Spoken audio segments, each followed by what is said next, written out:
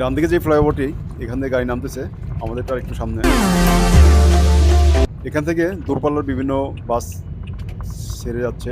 Green line পরিবহনের একটি বাস দেখা গেছে এখানে ডাবল ডেকারের।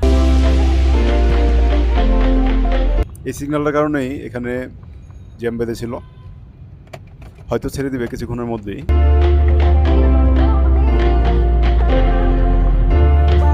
এই তো চলে এলাম ফ্লাইওভারে, এখন আর ওরকম জাম দেখা যাচ্ছে না।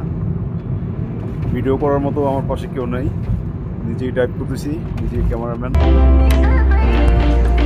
তাই আপনাদেরকে ভালোভাবে দেখাতে পারতেছি না।